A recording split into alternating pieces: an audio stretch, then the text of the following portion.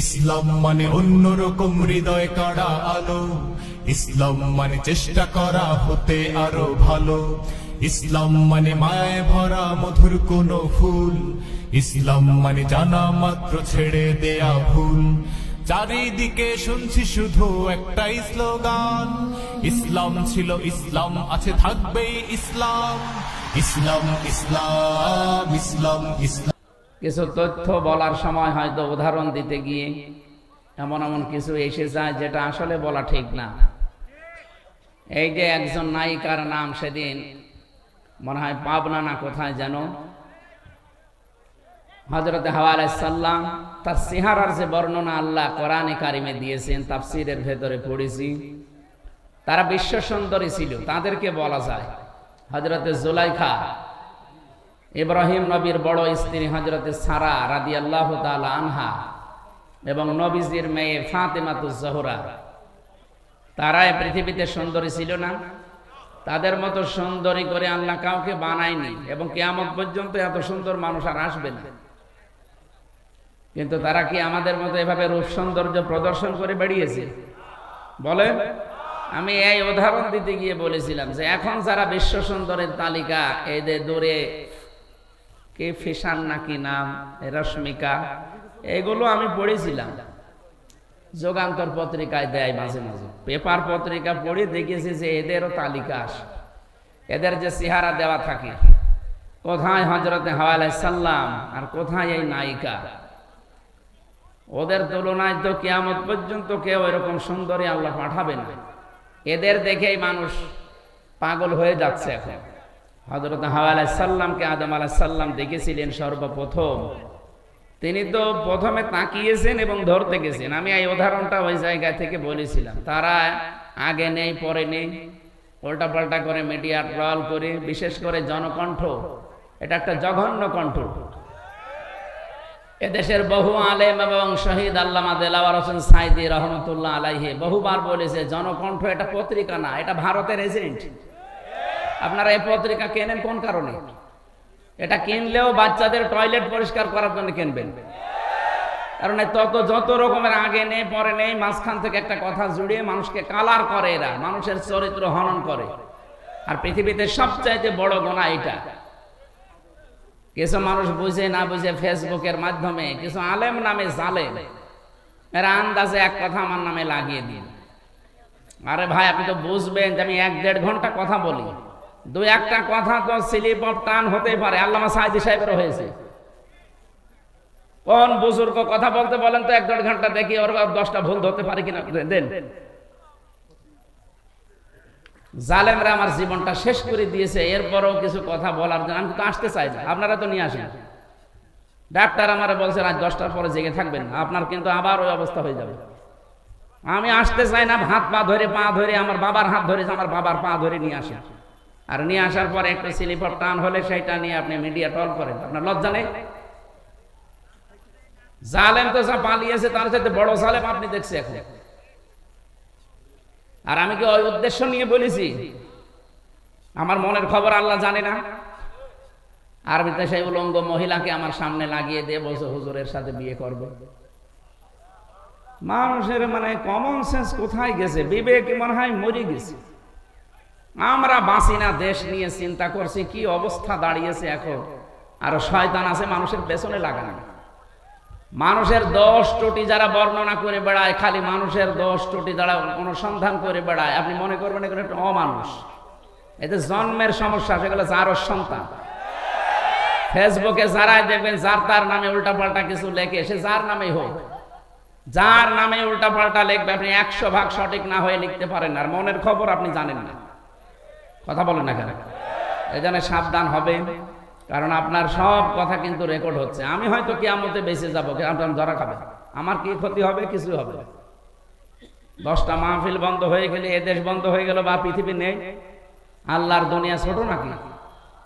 মানুষের পেছনে এই জঘন্য কণ্ঠ, জনকণ্ঠ আর কেউ কিনবেন না মুসলমানেরা। যদি কেউ 10 টাকা 8টা দিয়ে কেনে, এই টাকাগুলো মনে করবেন পানিতে ফেললাম, যখন বাচ্চাদের টয়লেট পরিষ্কার করবে। এগুলো ভারতের এজেন্ট। শেষ করে ফেললে প্রতিবেশী নামে এই কলঙ্ক যারা মসজিদ গুলো ভেঙে ভেঙে এখন মন্দির বানাচ্ছে। আবার বলছে আজমির শরীফও নাকি 1000 বছর আগে এখানে মন্দির ছিল, জবাই করার দরকার ধরে ধরে। শয়তান। ভারতের এই যে কয়েকটা সাংবাদিক বের হয়েছে টিভিতে, কলকাতার এই যে ময়ূর রঞ্জন নাকি নাম জানো, এ কি মানুষের ভেতরে পড়ে? এরে মনে হয় বাবা 15-16টা বাবা হবে। তাছাড়া এত খারাপ সন্তান তো দুনিয়া জন্ম দেওয়ার কথা না। আমার মনে হয় ওকে 50 জন মিলে জন্ম দিয়েছে। আমি এত খারাপ কথা বলতাম না। যা শুরু করেছে এদের এই মিডিয়া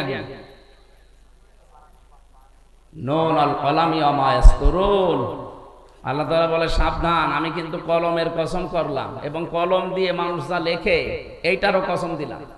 আপনি হয়তো থাকবেন না, আমিও আর 50 বছর পরে থাকবো না, কিন্তু এইটা থেকে যাবে।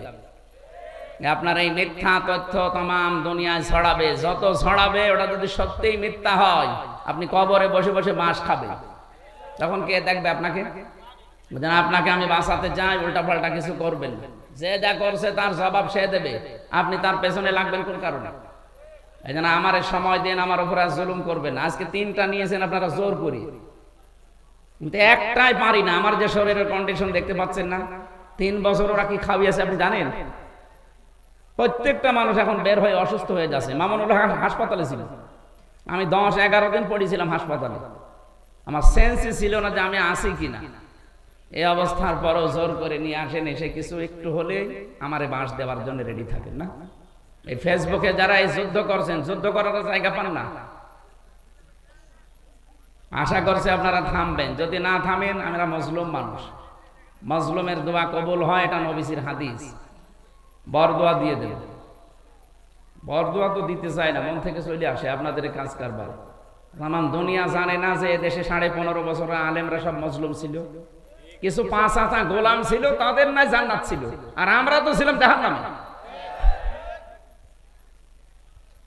আশা করছে এগুলো থামবে। এরপরও যদি কেউ না থামে, আমার মনের খবর আল্লাহ জানে। আমি কেন ওই উদাহরণটা ওই জায়গায় সেট করেছিলাম, হাওয়া আলাইহিস সালাম হযরতে নবীর ছোট মেয়ে ফাতিমাতুজ জোহরা, তারা ছিল বিশ্ব সুন্দরী, তারা এভাবে বেপরদা হয়ে বেড়ায়নি। আর এখন একটু চেহারা সুন্দর হলেই মানুষকে দেখায় যে আমার বউ কেমন সুন্দর, দেখো। এই জায়গায় বলতে গিয়ে যারা বিশ্ব সুন্দরী এখন তালিকা করে, তাদের এই দূরে ফ্যাশন, এই রশ্মিকা কি নাম, ও ছাতা তো কোথায় বাড়ি আমি তাও জানি না, খালি পড়েছি এতটুকু, আর ওইটা উলট পালট করে। আমার কথা তো কাটবে, আমির জামাতের কথা তাই কাটছাট করে মানুষকে কালার করছে, আর আমি তো ছোট মানুষ।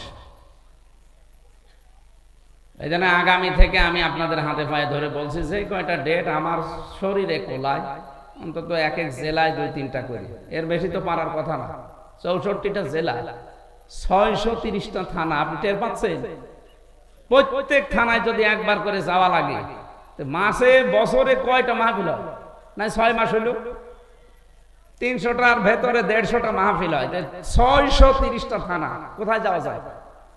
আর আজকে আমার বাবা মা বউ মেয়ে সব রাগ করছে যে এই তাই করে বেড়াতে যান। আমি কারে বোঝ দেবো? এখানে আসলে আপনাদেরও মন পায় না, হ্যাঁ হুজুর দেরি করে আসে, আরে ভাই আপনি আমার জায়গা থাকলে টের পেতেন। ম্যাডামকে সময় দেবো, সে 10 মিনিট সময় নেই, বলে জান এই তাই করে বেড়াতে যান, আপনার সংসার করা লাগবে। আপনাদের কারণে আমার সংসার নষ্ট হয়ে যাচ্ছে, আমার মা বাবা আজকে গরম দিচ্ছে, কি করো কি বলবো তাদের, বলেন? আমি কি ডেট নিতে চাই? মাওলানা হোসাইনকে মানুষ পাগল করে ফেলে। আমি আবার বলছি, আপনার হাতে পায়ে ধরে, সারা দেশে এটা যাচ্ছে, সবাইকে বলছে, আন্দাজে ভুল বুঝবেন না। আর কিছু মানুষ প্রতারণার শিকার হচ্ছেন। এই শেষে 16 একটা নাম্বার আছে, এটা এক হিন্দুর নাম্বার, নয়ন দাস। এই শয়তান কিছু মুসলমান মিডিয়ার সাথে হাত করে আমার ছবি পেছনে লাগিয়ে কম্পিউটারের মাধ্যমে ওরা মানুষের কাছে টাকা নিচ্ছে যে হুজুর ডেট দিচ্ছে, অথচ আমার ডেট খালি নেই, সারা দেশ জানে। এই কিছু মানুষ অজ্ঞ আবেগে টাকা দিচ্ছে, 10,000 5,000 করে দিয়ে ধরা খাচ্ছে, পোস্টার ছাপিয়ে বলছে আমাদের পোস্টার হয়ে গেছে, আপনি আসেন। আসবো মানে? আমার ওই দিন মাহফিল চট্টগ্রাম, আর আপনি দিয়েছেন সিলেটি, আমি যাবো কি করি? আর আপনার মাহফিল আমি জানিই না। এই জন্য আমি আবার আহ্বান করছি, এই 16 নাম্বারটা যদি ধরতে পারেন কেউ, ওরে পিটিয়ে মেরে ফেলবেন, এতে যা হয় আমি দেখব। এই শয়তানের কারণে সারা দেশ থেকে মানে মুসিবতের শেষ নেই, মানুষও ধোঁকা খাচ্ছে। এই যে এতগুলো মানুষ এখন যদি ধোঁকা খেত, আমারা যদি দাওয়াত না দিতে বলতো, 16 নাম্বার প্রতারকের কাছে, আর 70, এই দুইটা, এটা রবি নাম্বার, শেষে 16 একটা, শেষে 70 একটা। এরা বিভিন্ন জায়গা থেকে কম্পিউটারে খুব পারদর্শী, বিভিন্ন জায়গায় আমার ছবি এখানে পেছনে লাগিয়ে বসে মুখ নড়াচ্ছে। এত চালাকের আর এত এত এক্সপার্ট, কত প্রশাসনকে দিলাম যে ভাই ধরে দেন, না কেউ পারছে না। এখন আমি কি করব? কালকেও মাহফিলে চট্টগ্রামে ধোকা দিয়েছে মানুষকে, সেখানে বলে 1.5-2 লাখ মানুষ, বলছে হুজুর দাওয়াত নিয়ে আসে না, অথচ আমি জানিই না। ওই 16 নম্বরে ধোকা খেয়েছে, এই ময়মনসিংহ সেদিন ধোকা খেয়েছে, সিরাজগঞ্জ দল চত্বরে ধোকা খেয়েছে, কিচ্ছু জানি না। এরা আন্দাজে মানুষ জমা করছে, আর নাম শুনলে তো এখানে 1-1.5 লাখ মানুষ হয়ে যায়। এটা বারবার সরাতে পারো না। মিডিয়ার গুলো কি করে এরা, নাকি এরা ওর সাথে জড়িত আছে? না না, এর থাকতে পারে না, না ধরতে পারো না, কি করো কি? গ্রুপ গ্রুপ চালাও, একে গ্রুপকে দেওয়া যায় না যে 16 নম্বরে 70 নম্বরে কেউ ধোকা খাবেন না। এইগুলো ছড়াতে পারো, রাশমিকার নাম মুখ দিয়ে একবার বের হইলো সেটা ছড়াতে পারো, আর এই তো পারবে না।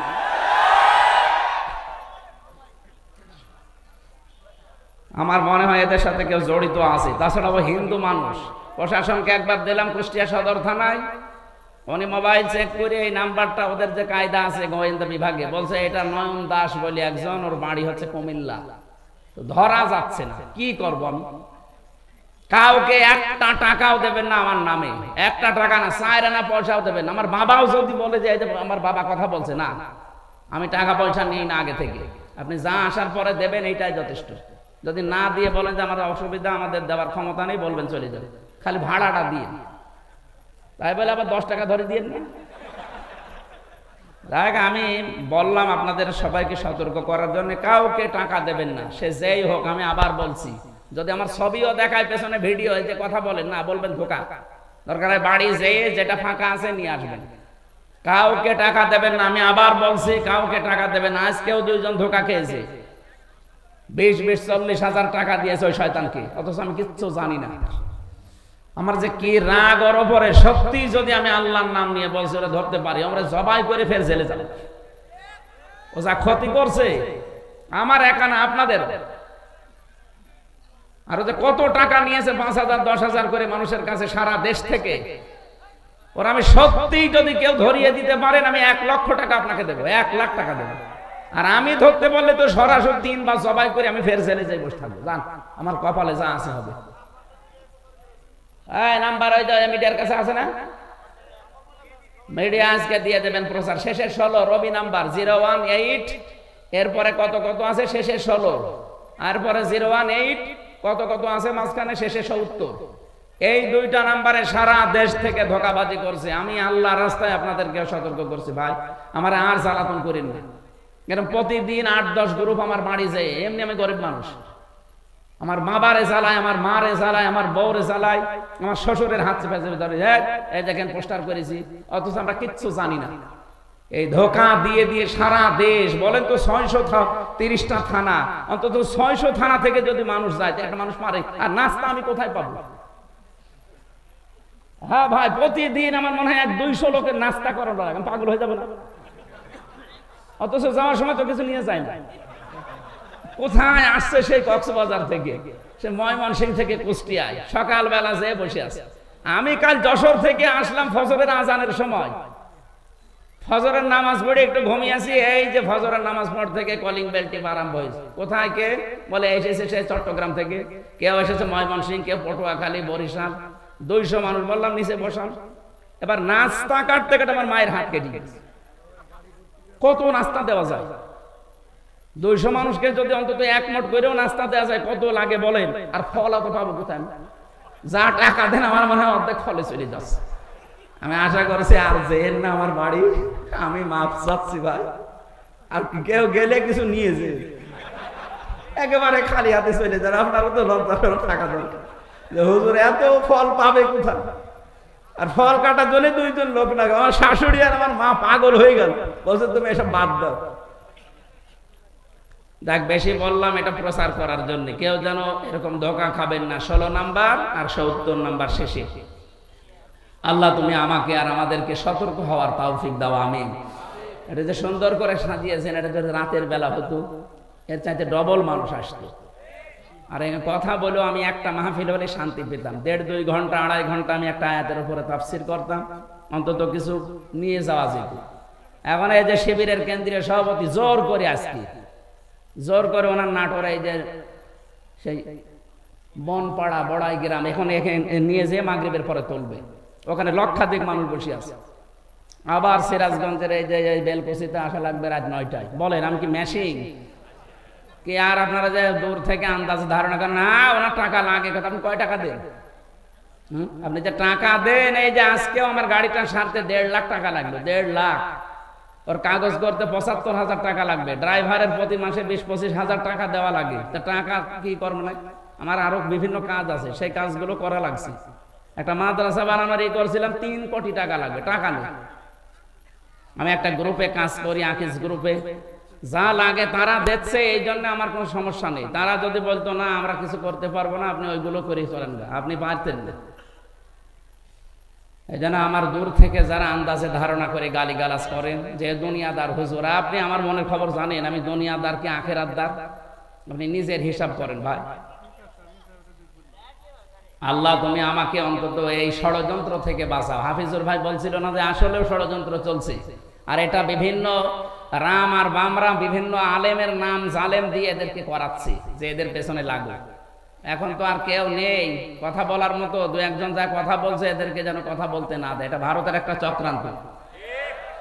আমরা কোরআনে কারিমের 2টা আয়াতের অংশ বিশেষ পড়েছি, তাফসীর করার জন্য আলাদা সময় যদি থাকে কোনো সময় আসবো। আজকে আমরা যতটুকু পারি আয়াতের মূল শিক্ষাগুলো নিয়ে আসর পর্যন্ত। আসরের আজান দেবেন 4টা 10-এ, 15 নামাজ পড়বেন। 4টা 10-এ আজান দিয়ে 15 নামাজ পড়বেন, অসুবিধা নেই। এখানে নামাজ পড়ে তারপর বাড়ি যাবেন। আউযু বিল্লাহি মিনাশ শাইতানির রাজীম। বিসমিল্লাহির রহমানির রহিম। ওয়া দারাবাল্লাহু মাসালান ক্বরিয়াতান কানাত আমিনাতাম মুতমাইন্না। তাফসীর আকারে কথা বলবো ইনশাআল্লাহ। কোরআনের তাফসীর হবে কোরআন টু কোরআন দিয়ে। আল্লাহ পাক উদাহরণ দিচ্ছেন, দৃষ্টান্ত দিচ্ছেন, একটা উপমা পেশ করছেন আমাদের সামনে একটা গ্রামের। কিসের? সিরাজগঞ্জের এখানে যা আসলাম, এটা বড় সাড়ুটিয়া নাকি নাম দেখলাম, তাহলে এটা একটা গ্রাম। আপনি মনে করবেন এই গ্রাম সম্পর্কে আজকের আয়াত নাজিল হয়েছে, যদিও এটা নাজিল হয়েছে মক্কা। এই গ্রাম সম্পর্কে 1500 বছর আগে নাজিল হওয়া আয়াতটা আমার যতটুকু জ্ঞান আল্লাহ কোরআন সম্পর্কে দিয়েছে আমি মিলিয়ে দেখলাম এই বাংলাদেশের একটা গ্রামের সাথে মিলে যাবে। এদেশে বহু গ্রামে যাওয়ার পরে দেখেছি সাইনবোর্ড লেখা থাকে আদর্শ গ্রাম। একটা গ্রাম আদর্শ এমনিতেই হয় না, 100% শিক্ষিত হওয়া লাগে। ওই গ্রামের ভেতরে যে সমস্ত কাজ কারবার গুলো মানবতা বিরোধী, শরীয়ত বিরোধী, ওইগুলো চলে না। অভাব অনটন, শান্তি স্বস্তি নিরাপত্তা বিভিন্ন দিক থেকে বিবেচনা করে লেখা হয় আদর্শ গ্রাম। পরশুদিন যেখানে ছিলাম লেখা ছিল আদর্শ আন্দোলিয়া, তার মানে গ্রামটা 100% শিক্ষিত মানুষ। কোরআনে আল্লাহ যে আয়াতটা দিয়ে গ্রাম সম্পর্কে উপমা দিচ্ছেন, এই গ্রামটার নাম হচ্ছে বাক্কা। নাম কি? বাক্কা। এটা মক্কার প্রাচীন নাম। আল্লাহ পাক বলেন ইন্না আউয়ালা বাইতি উযিআ লিন-নাসি লাল্লাযী বিবাক্কাতা মুবারাকা ওয়া হুদান লিল আলামিন। অবশ্যই এই পৃথিবীতে সর্বপ্রথম একটা ঘর প্রতিষ্ঠিত হয়েছে। প্রথম বানিয়েছে আল্লাহ ফেরেশতাদের দিয়ে, দ্বিতীয় বানিয়েছে হযরতে আদমকে দিয়ে, এরপরে বানিয়েছে হযরতে নূহকে দিয়ে, এরপরে বানিয়েছেন ইব্রাহিম আলাইহিস সালাম আর ইসমাইলকে দিয়ে। এখন মাঝে মাঝে শত সংস্কার হয়, কিন্তু সর্বপ্রথম আল্লাহ পৃথিবীতে ঘর বলতে যা বোঝায় ওইটা বানিয়েছে কাবা শরীফকে। 2টা জিনিসের ভেতরে এখনো পর্যন্ত রাখা আছে। 1 নম্বরে ফিহি মুবারাকান, এটা বরকতময় করে দিয়েছে আল্লাহ, কিয়ামত পর্যন্ত এটা বরকত দিয়ে ভরপুর থাকবে। মুবারাকান ও হুদান, এর ভেতরে আল্লাহ পথ নির্দেশিকা রেখেছেন লিল আলামিন, বিশ্ববাসীর জন্য। এবার আসেন তো আয়াত থেকে আল্লাহ আমাদের জানাতে চান কি? তাফসিরে মুফাসসিরিন ইকরাম লিখেছেন, আমি বহু তাফসিরে আয়াতের সাথে মিলিয়েছি, সব মুফাসসির লিখেছেন আমান দাখালাহু কানা আমিনা। এই কাবায় যদি কেউ প্রবেশ করে আল্লাহ তাকে নিরাপত্তা দিয়ে দেয়।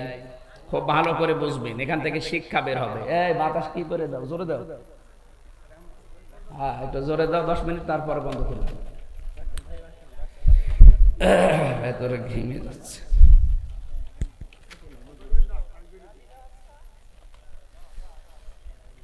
আল্লাহ পাক বলেন কাবার চত্বরে কেউ আসলে তাকে নিরাপত্তা দেওয়া হয়। আমার প্রশ্ন, এই বাংলাদেশ কি কাবা শরীফ? কথা বুঝে বললেন? এই দেশ তো আর কাবা শরীফ না। এখানে কাবা শরীফের কি আছে বলেন? কিছুই নেই না। মসজিদ আর কাবা আলাদা। কিয়ামতের দিন কাবা শরীফ শুধুমাত্র ইঞ্জিন হয়ে জান্নাতে যেতে থাকবে।